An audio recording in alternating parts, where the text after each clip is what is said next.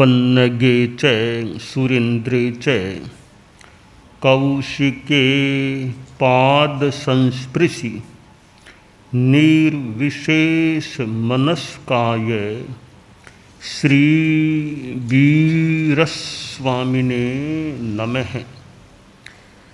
आरहत वाङ्मय में कहा गया है, अट्ठ सुहुमा इंग पेहाए जा इंग जानित्तु संजये दया हिगारी भूएसु आस चिट्ठ सए हिवा। आदमी के भीतर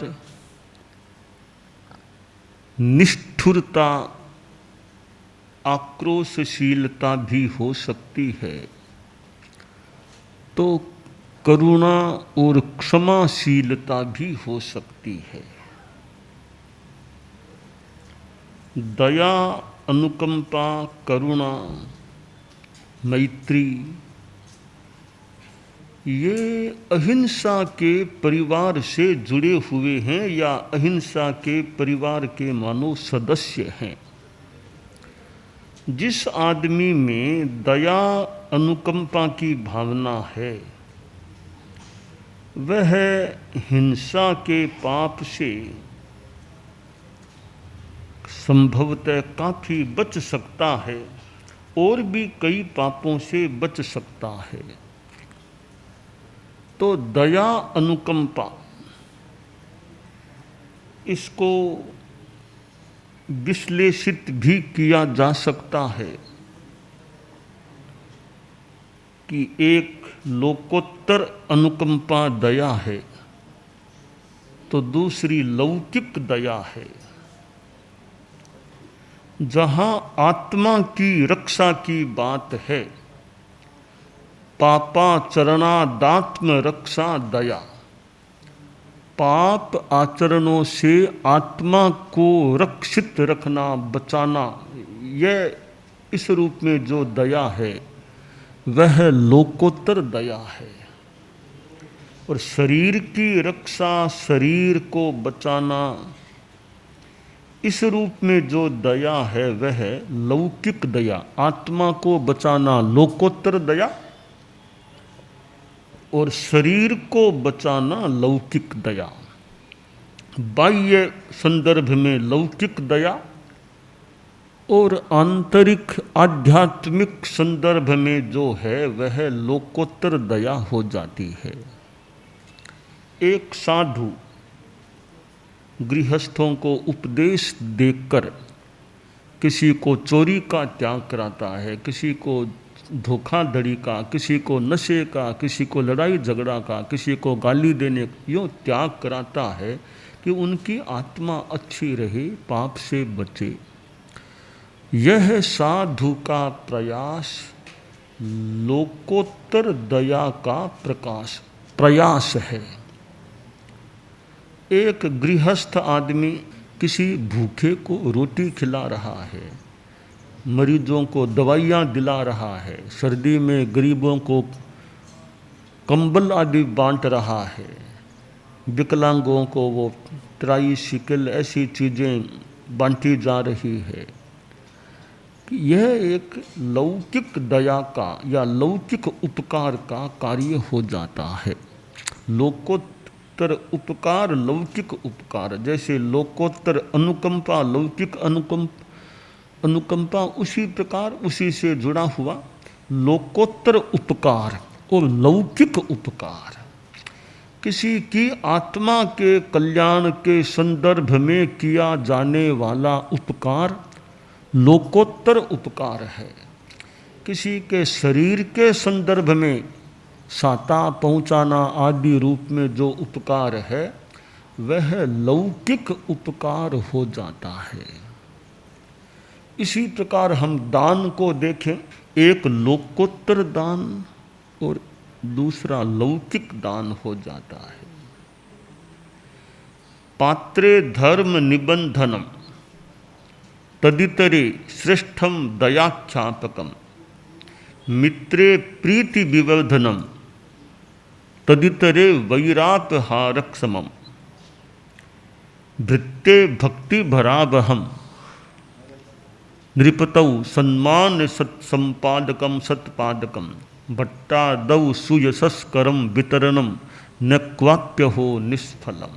कि दान भी दो तरह का, लोकोत्तर दान, लौकिक दान। लोकोत्तर दान में देखें, एक साधु को, एक संयमी को विशुद्ध रूप में जो दान दिया जाए आहार आदि आदि का, वह लोकोत्तर दान है। और किसी आदमी को सम्यक ज्ञान दिया जाए, ज्ञान का दान, धार्मिक शास्त्रीय तत्व का ज्ञान का दान किया जाए, वह भी लोकोत्तर दान है। प्राणियों को अभय दान, किसी को मैं नहीं मारूंगा, मेरा अहिंसा का नियम है, यह छह काय के जीवों को मारने का जो त्याग कर देना वैराग्य भाव से कि मुझे किसी की हिंसा नहीं करना, यह जीवों को मानो अभय दान हो गया। तो अभय दान भी लोकोत्तर दान है। साधुओं को कोई दान दे भोजन का, स्थान का, वह भी लोकोत्तर दान है। किसी को तत्व का, धर्म का, अध्यात्म का ज्ञान दे, वह भी एक लोकोत्तर रूप में ज्ञान का दान है। तो हम अनेक संदर्भों में, उपकार के संदर्भ में, दान के संदर्भ में, दया के संदर्भ में, कार्य के संदर्भ में, कि लौकिक और लोकोत्तर, इन रूपों में देख सकते हैं कि जो आत्मा के कल्याण से जुड़े हुए कार्य हैं वे सारे लोकोत्तर हैं। चाहे दान है, चाहे दया है, चाहे उपकार है, चाहे कार्य है, आत्म कल्याण से संबद्ध, आत्म कल्याण के लिए समुचित विधि से किए जाने वाले ये सारे उपक्रम, ये लोकोत्तर की कोटि में आ जाते हैं। और शरीर के संदर्भ में जो हैं, जो सामान्य आदमी का उपकार किया जाए, शरीर और बाह्य संदर्भों में, किसी को रोटी देना, किसी को मकान दिलवाना, कपड़ा देना और कोई ऐसा बाह्य सहयोग करना, ये सारा लौकिक सहयोग, लौकिक दया, लौकिक दान, लौकिक कार्य के रूप में हो जाते हैं, हो सकते हैं। तो एक साधु को कोई दान देता है शुद्ध रूप में, चित्त वित्त पात्र सब शुद्ध हैं, तो कहा गया धर्म निबंधनम, वह धर्म का कारण है साधु को दान देना। अब हम लौकिक संदर्भों में देखें, कभी साधु को तो नहीं दिया और किसी सामान्य जन को कुछ दे दें कर दें तो कहा गया श्रेष्ठम दयाख्यातकम, वो एक दयालुता का काम है। यानी एक लौकिक संदर्भ में हम मान लें, लौकिक दया का कार्य है, किसी गरीब को, ज़रूरतमंद को कुछ दे देना, सहायता कर देना, वो दया, लौकिक दया का कार्य है। किसी मित्र को कुछ दे दें, तो मित्र है, उसका जन्म दिवस है, बर्थडे, कुछ गिफ्ट कुछ दे दी, वो लौकिक संदर्भ की चीज़ है, उससे आपका प्रेम भाव बढ़ सकता है, भी दोनों का, मित्र मित्र का प्रेम बढ़ सकेगा। किसी दुश्मन को दे दें तो दुश्मन को देना है भी मुश्किल, फिर भी कोई दे दे तो आपकी दुश्मनी आपस की दूर हो सकती है। और क्या कोई नौकर चाकर जो हैं घर में रहने वाले, काम करने वाले, उनको होली दिवाली ऐसा कुछ दे दिया, कुछ गिफ्ट दे दी, तो क्या होगा? भी नौकर चाकर को एक्स्ट्रा कुछ आप देंगे वेतन के सिवाय, तो नौकर में आपके प्रति भक्ति भावना, सेवा की भावना बढ़ सकती है। और क्या किसी राजा या कोई मंत्री, राजनेता, मंत्री, इनको कुछ गिफ्ट में और में कुछ यूँ दे दें तो कि उनको दोगे तो वे आपके मौके पर सहयोग कर सकते हैं, आपका मान सम्मान बढ़ा सकते हैं। आपकी समस्या कोई होगी तो वो आपको सहयोग करके आपकी समस्या को दूर करने का प्रयास कर सकते हैं। और कोई ये कविता बनाने वाले ऐसे कोई लोगों को कुछ दे देंगे तो वो आपके बारे में बढ़िया कविता, गुणगान की कविता बना सकेंगे। कि इस प्रकार जो वितरण है, दान है, कि वो निष्फल नहीं जाता, कोई न कोई फल उसका होता है। तो साधु को दोगे शुद्ध दान, वो धर्म निबंधनम, पात्रे धर्म निबंधनम, वो एक धर्म का कारण है, आध्यात्मिक, शुद्ध आध्यात्मिक लाभ का वो कारण बन जाता है। तो ये दया शब्द जो आता है कि दया अधिकारी, कि साधु दया का अधिकारी है। कैसे? कि भाई साधु तो चलने में, बैठने में और में जीवों की हिंसा न हो जाए, यह ध्यान जो रखता है वो दया का अधिकारी, दयाधिकारी है। और वह अहिंसा मूर्ति, दया मूर्ति, तन कर मन कर बचन कर, देतन काहू दुख, तुलसी पातक झड़त है, देखत बाको मुख। कि जो साधु तन से, मन से, वचन से किसी को भी दुख नहीं देते, ऐसे अहिंसा मूर्ति, दया मूर्ति साधुओं का श्रद्धा भाव से दर्शन करने से दर्शन करने वाले के कर्म झड़ते हैं। दया, अहिंसा, करुणा, मैत्री, मैत्री सबके प्रति मैत्री की भावना।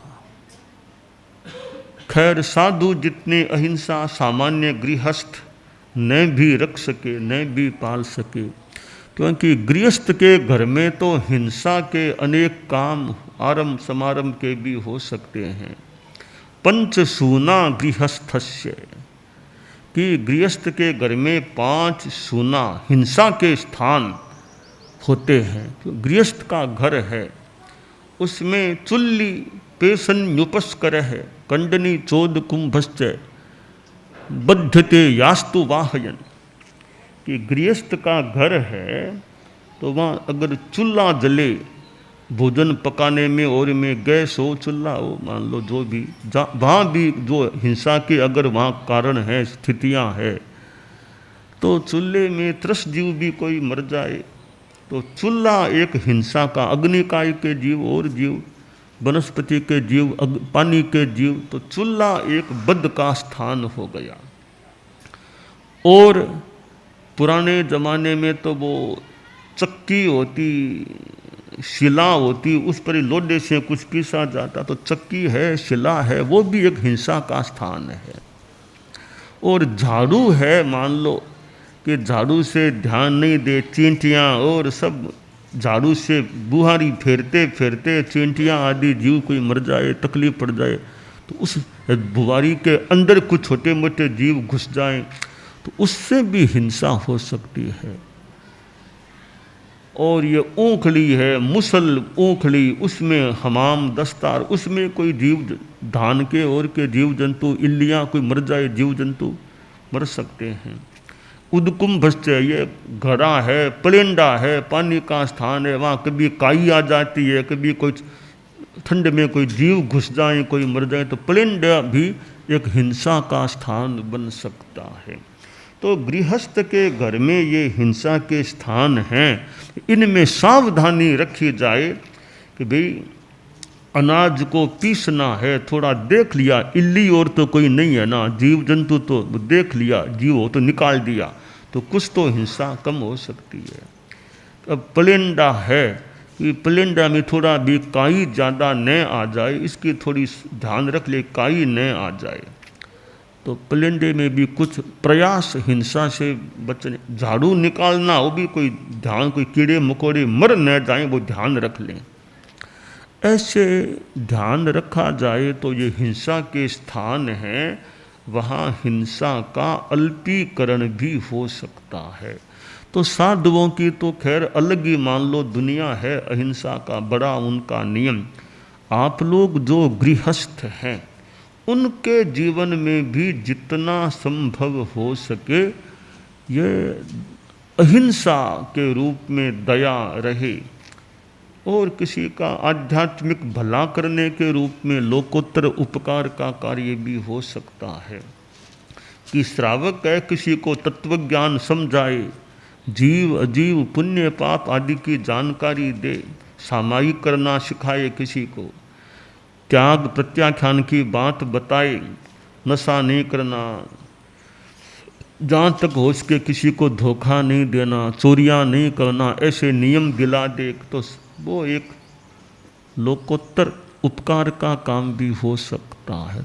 तो गार्हस्थ्य में भी ये लोकोत्तर उपकार, लोकोत्तर दया और आध्यात्मिक परोपकार का कार्य भी आदमी कर सकता है।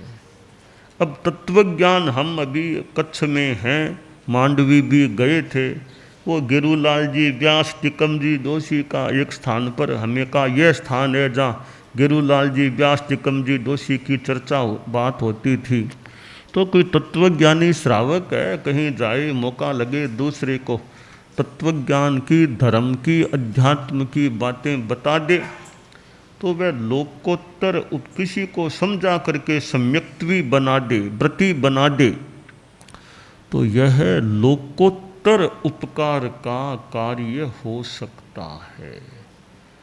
तो यह लोकोत्तर उपकार सीधा अध्यात्म से जुड़ा हुआ कार्य होता है। तो जो दया की बात है उसमें भी लोकोत्तर दया, इधर लौकिक दया है, संसार में लौकिक दया भी चलती है, पर यह अध्यात्म की दृष्टि से ज़्यादा वजनदार चीज है, वो लोकोत्तर दया है। साधु का जीवन तो मानो लोकोत्तर दया का एक साकार रूप सा हो सकता है कि साधु में लोकोत्तर दया चले तो भी दया, कोई जीव मर न जाए, कोई मेरे पाप न लग जाए, किसी को धर्म का और का ज्ञान देकर कल्याण के रास्ते पर लाना, यह सारा लोकोत्तर उपकार का कार्य। साधु तो किसी डाकू को भी समझा करके डकैती का त्याग करा दे, मांस खाने वाले को मांस खाने का त्याग करा दे, नॉन वेज छुड़वा दे, तो साधु तो कितना दयावान हो सकता है। अपनी ओर से हिंसा न हो जीवों की, दूसरों के कल्याण के लिए प्रयास करता है, एक व्याख्यान देता है और व्याख्यान देकर लोगों को त्याग नियम की प्रेरणा देकर त्याग प्रत्याख्यान कराता है। तो 1 घंटा में व्याख्यान भी दे दिया, घंटा सवा घंटा में त्याग नियम भी करा दिए, तो व्याख्यान देना भी लोकोत्तर उपकार हो सकता है। फिर त्याग नियम करा दिए, वह और परिशिष्ट के रूप में मानो लोकोत्तर उपकार का कार्य। तो एक व्याख्यान के प्रोग्राम से भी कई बार अनेकों को सुनने का भी लाभ, फिर करने का, त्याग करने का भी लाभ मिल सकता है। हम सिद्ध योगी आचार्य श्री महाप्रज्ञ से प्रेक्षा ध्यान का एक प्रयोग करें। आपको एक प्रयोग कराया जा रहे हैं श्वास प्रेक्षा का। 5 सेकंड में श्वास लेना है, 5 सेकंड भीतर रोकना है और 5 सेकंड रेचन करना है और 5 सेकंड बाहर रोकना है। इस प्रकार 20 सेकंड में एक श्वास। सावधान रहे, श्वास भरे, भीतर रोके, रेचन करे, बाहर रोके, श्वास भरे, भीतर रोके, रेचन करे, बाहर रोके, श्वास भरे, भीतर रोके, रेचन करे, बाहर रोके, श्वास भरे, भीतर रोके, रेचन करे, बाहर रोके, श्वास भरे, भीतर रोके, रेचन करे, बाहर रोके, श्वास भरे, भीतर रोके, रेचन करे, बाहर रोके, श्वास भरे। प्रयोग संपन्न। तो ये ध्यान के बहुत छोटे प्रयोग कराए हैं और इनका स्वयं बार बार अभ्यास करें तो एक अच्छा अभ्यास हो सकता है। ओम आत्मा।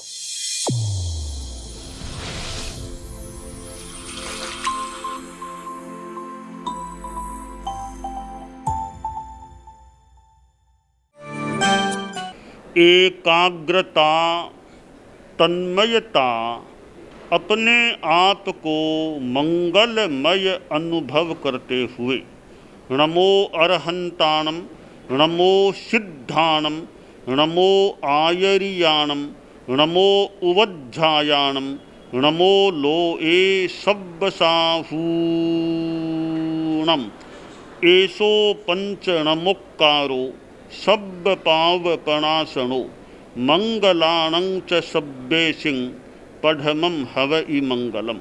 चत्तारि मंगलम, अरहंता मंगलम, सिद्धा मंगलम, साहू मंगलम, केवलिपन्नत्तो धम्मो मंगलम।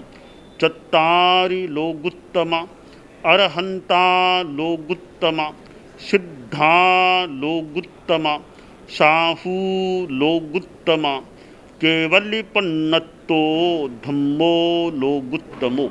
चत्तारि शरणं पवज्जामि, अरहन्ते शरणं पवज्जामि, सिद्धे शरणं पवज्जामि, साहू शरणं पवज्जामि, केवलिपन्नत्तं धम्मं शरणं पवज्जामि। धम्मो मंगलमुक्किट्ठम् अहिंसा संजमो तवो देवावितं नमंसन्ति जस्य धम्मे सयामणो।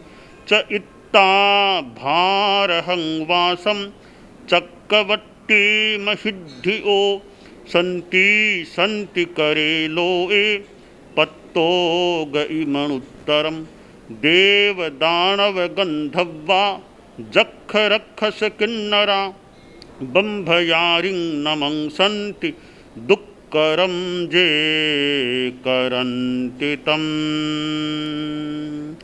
मंगलं भगवान् वीरो मंगलं गौतमो गणी मंगलं स्थूलभद्राद्यः जैनधर्मोऽस्तु मंगलम्।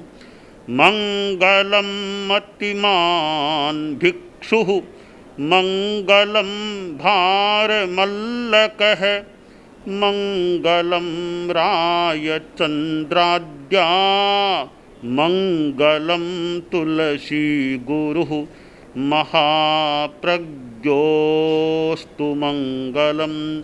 तेरा पंथोऽस्तु मंगलम्। विघ्नहरण मंगलकरण स्वामी भिक्षुनो नाम गुण ओळख समरण किया सर अचिंत्या काम।